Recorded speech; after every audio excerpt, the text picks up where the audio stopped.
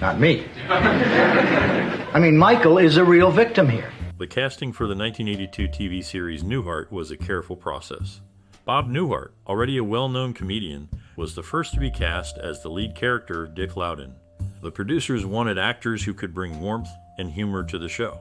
For the role of Joanna Loudon, Dick's wife, Mary Frann, was chosen because she had a friendly and caring presence that matched well with Newhart's style. Tom Poston, who played the handyman George Utley, got the part due to his natural ability to play lovable and quirky characters. Julia Duffy and Peter Scolari, who portrayed the spoiled Stephanie Vanderkellen, and her husband Michael Harris, were selected for their chemistry and comic timing. Auditions and screen tests were key in ensuring the actors fit well together, creating a believable and funny ensemble that audiences loved. The casting decisions were pivotal in shaping the show's success, making it a memorable part of television history.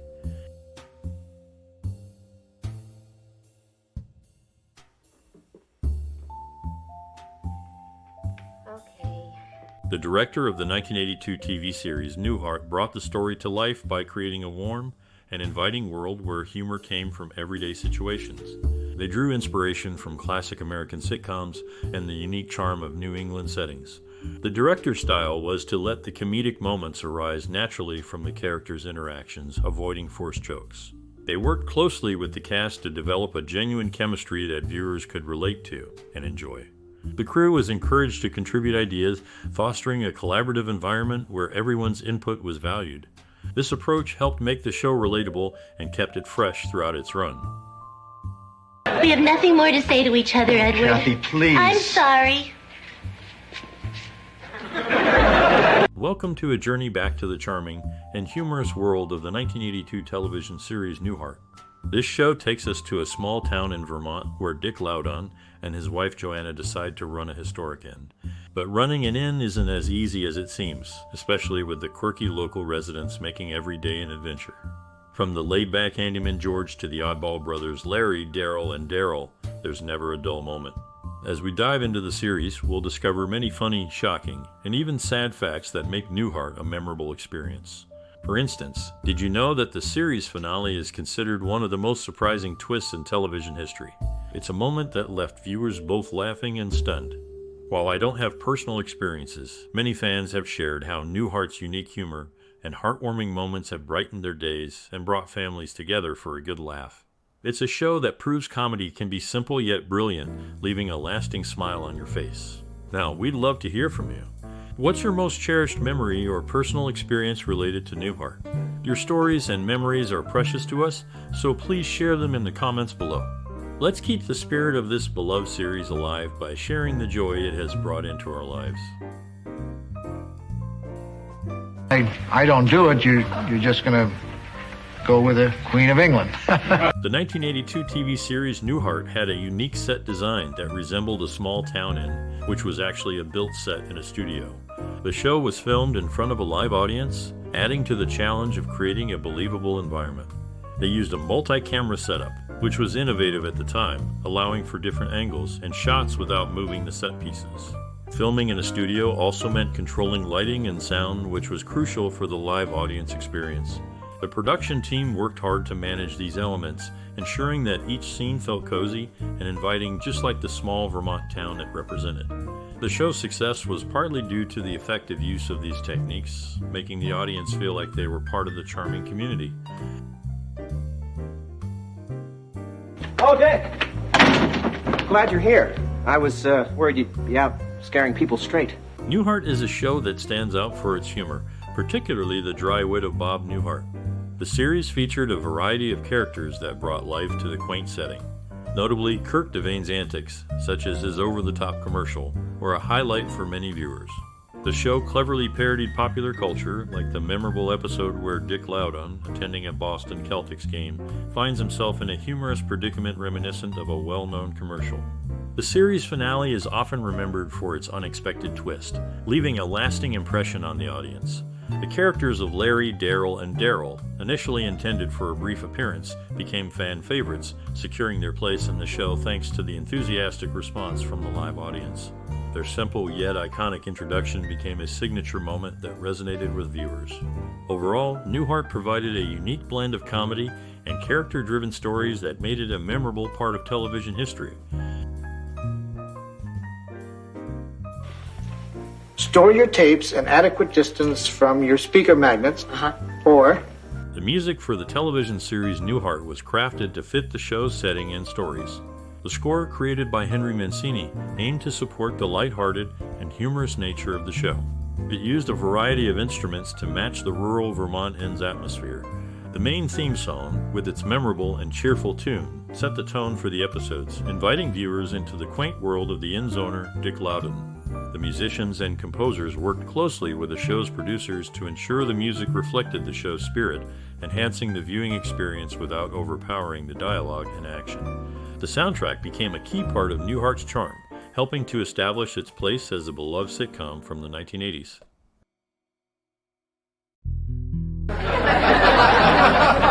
Don't toy with me, Dick. In the world of television comedy, age gaps between actors can be notable. For instance, Bob Newhart, born in 1929, was paired with younger actresses in his sitcoms. Susan Plachette, his co-star in a 1972 show, was 8 years his junior. This gap increased to 14 years with Mary Frann in a series that began in 1982, and further to 23 years with Carleen Watkins in a 1992 sitcom. The charming exterior shots of the inn in the 1982 series were filmed at the real-life Waybury Inn located in Vermont. Interestingly, throughout the show's 8 seasons, the actual name of the town where the inn was set remained a mystery, never disclosed to the audience. This approach added a layer of quaint mystery to the show's setting.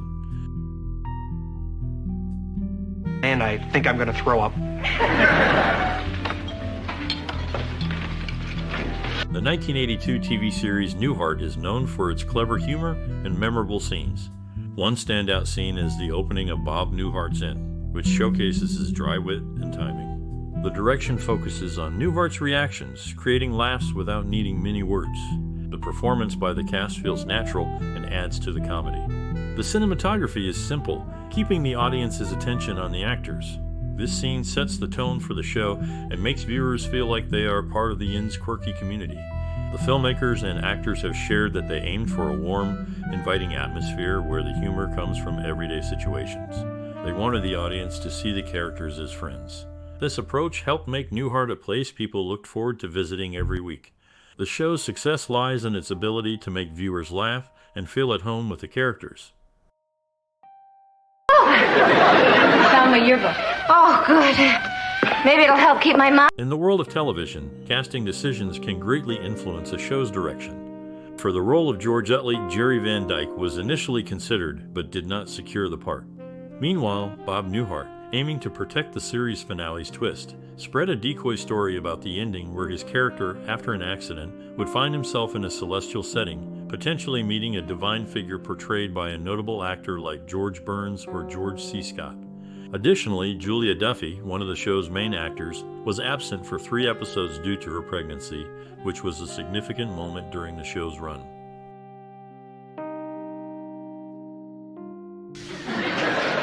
All right, Steph, now why don't you help us out here by taking the part of Jolene? Wait, is she stunning? The TV series Newhart, which started in 1982, was a significant show that many people watched and enjoyed. It was known for its humor and the unique way it told stories about life in a small town. The show had a big effect on television comedy, inspiring other shows to try new things and be creative. It also made people think about and talk about life in small American towns, showing both the good and funny sides of it. The characters were likable, and the setting was cozy, which made viewers feel at home. The show's final episode is still talked about today because it surprised everyone and was very clever. Overall, Newhart left a lasting mark on TV and the way we see small-town life. Talking about you co-hosting with a woman, and who better than your very own Valentine?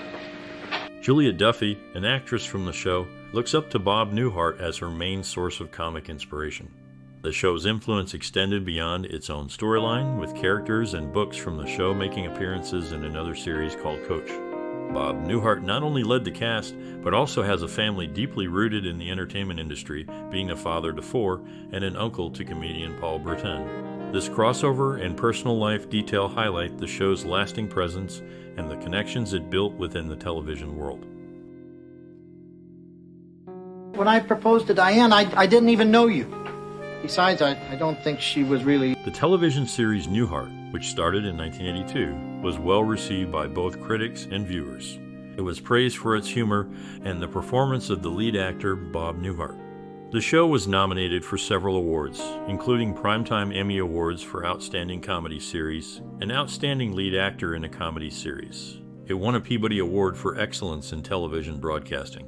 The recognition from these awards highlighted the skill and creativity of the cast and crew, and it helped to secure the show's place as a memorable and enjoyable series in television history. The success of Newhart also opened up more opportunities for those involved in its production. And how to raise the money to buy into a timeshare condo near Epcot. When Darryl realized... Tom Poston, known for his friendship with Bob Newhart and Betty White, brought warmth and humor to the show.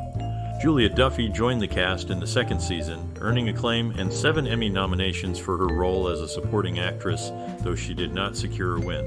A memorable moment occurred when Chester, the town's forgetful mayor, burst in to announce the collapse of the Thomas Hill Bridge, a nod to actor Thomas Hill, who portrayed Chester's comical companion, Jim Dixon. These elements contributed to the show's charm and appeal, resonating with audiences and leaving a lasting impression on television comedy. People have showered us with gifts. We saw our names printed 1,000 times in Bodini bold. During the filming of Newhart, the cast and crew faced unique challenges and shared memorable moments. Bob Newhart, known for his dry humor, often kept the mood light on set, even during long filming days. The show's setting in a small Vermont town was actually a set in California, which surprised many visitors. The cast became like a family, often playing pranks on each other. One famous incident involved the crew hiding a loud alarm clock in the set walls, which took hours to find. These stories show the fun and camaraderie behind the scenes of this beloved series. So let's save yours for last. Ooh, must be a good one. I can't wait. Me? Scenic views that open a beloved show have stirred up some local chatter. Residents from Vermont have voiced their concerns, noting that the picturesque scenes which are meant to represent their state are actually filmed in neighboring New Hampshire. Specifically, the town of Sandwich serves as the backdrop, with Maple Street and its surrounding buildings, including the Town Hall and Grange Hall, featured prominently from an aerial perspective. These shots vary depending on the length of the theme song played. Additionally, a notable crossover exists with the film on Golden Pond, as attentive viewers might spot Henry Fonda and Katharine Hepburn driving through these same streets. William Lanteau, known for his role as Chester on the show, also appeared in this classic movie, linking the two pieces of entertainment through shared talent and scenery. Picturing myself in Wade's yacht, Wade's limo. The television series Newhart, which aired from 1982 to 1990, is remembered for its unique humor and the way it portrayed the everyday life of its main character, an innkeeper in a small town. This show is often praised for its clever writing and the strong performances of its cast. It stood out for its final episode, which is still talked about today for its surprising twist ending. This ending has influenced other TV shows to create unexpected and creative conclusions. Newhart also helped to shape the sitcom genre by showing that humor could be found in the quirks and oddities of regular people and their interactions. The show's style and approach to comedy have inspired other writers and creators in the television industry. Your pants up. I'm just having coffee, thanks. In the world of television comedy, few shows have made a lasting impression like the one where Julia Duffy brought to life the charming and somewhat spoiled Stephanie Vanderkellen. Her performance left a memorable mark on audiences, showcasing her talent for portraying a lovable character with a touch of elegance and humor. Alongside her, Peter Scolari gained recognition for his portrayal of the smart and often witty Michael Harris, a role that highlighted his comedic timing and connection with the audience. His later work as Wayne Szalinski further displayed his range as an actor in a family-oriented adventure series. The show's unique ending, a creative twist conceived by Ginny Newhart, stands out as a bold move in television history. It presented the entire series as a dream, a concept that was both surprising and amusing, leaving fans with a final episode that was as clever as it was unexpected. This twist linked back to an earlier comedy show, creating a bridge between two different comedic worlds and eras.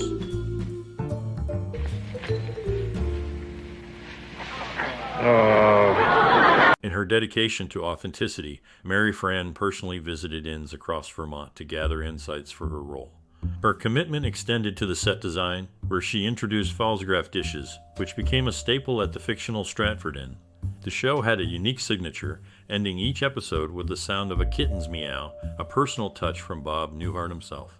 Casting decisions are critical, and for the character of Larry, the producers initially considered Tracy Walter.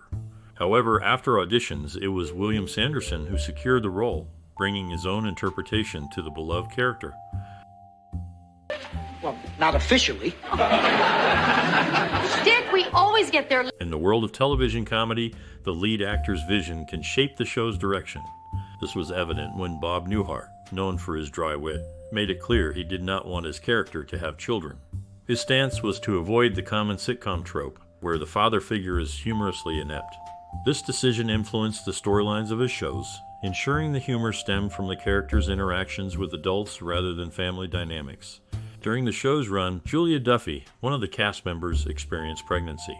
The show accommodated her by adjusting her wardrobe and positioning her on set in a way that concealed her pregnancy, allowing her to continue her role without the storyline reflecting her personal life. Eileen Brennan, who guest starred on the show, brought a unique presence to her roles, often playing characters that were tough yet endearing.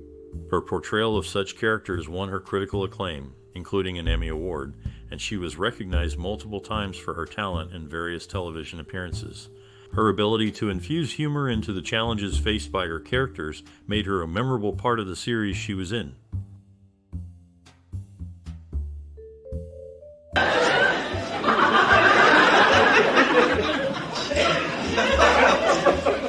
It's not. Switching to film for the second season was a deliberate choice to enhance the visual quality of the show, reflecting Bob Newhart's commitment to a more lifelike presentation. His personal connections extended beyond the screen, sharing deep friendships with Suzanne Pleshette and Marcia Wallace, his co-stars from a previous show. These relationships were so strong that he honored Pleshette with a eulogy at her funeral. In his family life, Bob Newhart's sister chose a path of faith, serving as a nun, which adds another layer to the story of a man known for his comedic timing and television presence. Something weird is going on. I'm sure it. In the show, Bob Newhart brought a touch of his previous character, Dr. Robert Hartley, to his new role. He did this through subtle jokes that never hinted at how the story would end. The trio known as Larry, Darryl, and Darryl added a unique flavor to the show. Their names likely came from a character in The Razor's Edge who searched for life's meaning. To make things less confusing, the two Darryls changed their names from Larry, which was also a practical choice for their obedient school days.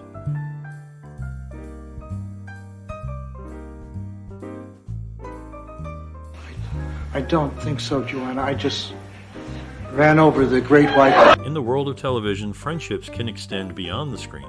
Peter Scolari enjoyed spending time playing golf with Bob Newhart, reflecting a bond that went deeper than their work.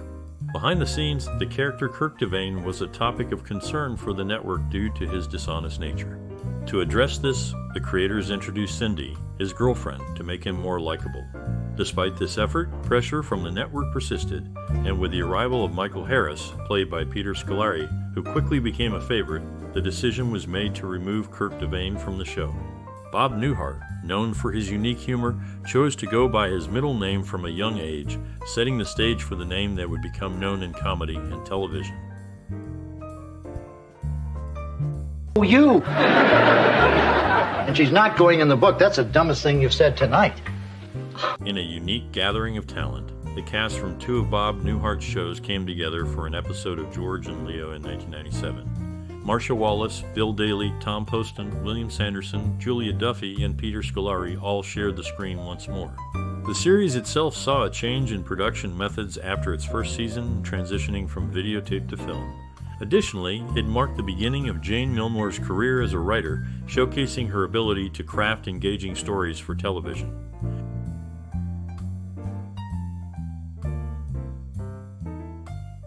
For a moment. As you all know, I've been working down at Ferguson's feed store. In the world of comedy, few have achieved a breakthrough like Bob Newhart with his 1960 comedy album, which not only topped the charts, but also earned 3 Grammy Awards. His unique humor, shaped by his upbringing as the son of Julia Paulin and George David Newhart, resonated with many. On screen, his influence extended to fellow actors, notably Peter Scolari, who regarded him as a mentor and a close friend. Their bond reflects the impact a seasoned comedian can have on his peers, fostering talent and friendship in the entertainment industry. It's that time of year again. The new phone books are out? That too? Wow. In a surprising turn of events, Peter Scolari became a regular on the show after initially appearing as a guest. His character stepped in to fill the gap left by Stephen Kampmann's departure. The show took an unexpected twist in its finale, revealing that the events viewers had followed were actually the dream of a character from another series, Robert Hartley. This creative decision was the brainchild of the lead actor's wife, who proposed it during a period of frustration over scheduling changes. Adding to the show's unique charm was the character Darryl, who became silent after a childhood incident involving a porcupine, leading to his long-standing silence.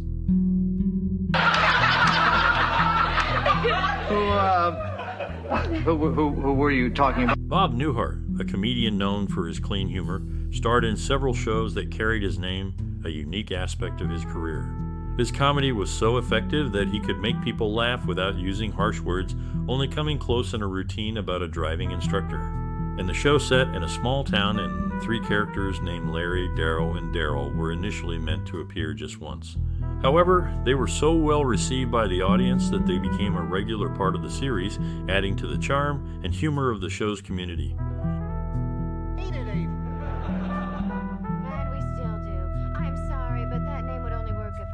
In the world of television, mentorship can play a pivotal role in shaping an actor's career.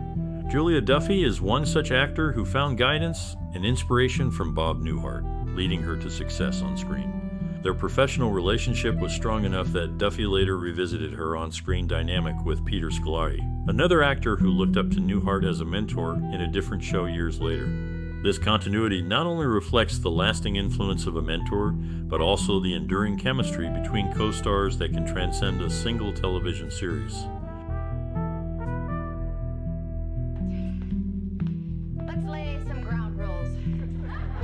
There will be no roughhousing in the... In a unique display of character continuity, Larry, one of the show's beloved characters, is known for the peculiar habit of wearing a quarter in his ear, a trait actor William Sanderson carried over from his role in the film Coal Miner's Daughter. Bob Newhart, who played the central character, is equally recognized for his previous role as Dr. Robert Hartley on his self-titled show from the 1970s. Interestingly, the show had a running inconsistency with the Loudon's marriage duration.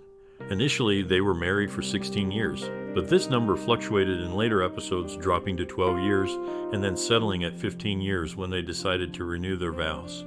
This inconsistency became a subtle, recurring element throughout the show's storyline. A kitten might solve your problem. I don't think so. Although Darryl here could. In the world of television comedies, unexpected events can occur off-screen that deeply affect those involved. In the case of the show that began in the early 1980s, a poignant moment arose when one of the actors, Tom Poston, who played the lovable yet confused handyman George Utley, lost his wife. This loss happened during the show's run, bringing a shadow of real-life sorrow to the set known for its humor and lightheartedness. The cast and crew, who had become like a second family, came together to support Poston through his difficult time, showing the strong bonds formed behind the scenes of this memorable show. See, that's a perfect example of the trouble with TV movies lately. They've been so busy glorifying trendy diseases and torching spouses. If you enjoyed the 1982 TV series Newhart, we'd love to hear how it touched your life or changed the way you see movies and TV shows. Your stories and memories are valuable, and sharing them helps keep the spirit of Newhart alive. If you like our content, please show your support by liking, sharing, and subscribing for more discussions on classic cinema. Your participation makes our community stronger and more connected. Share your thoughts and be part of the conversation.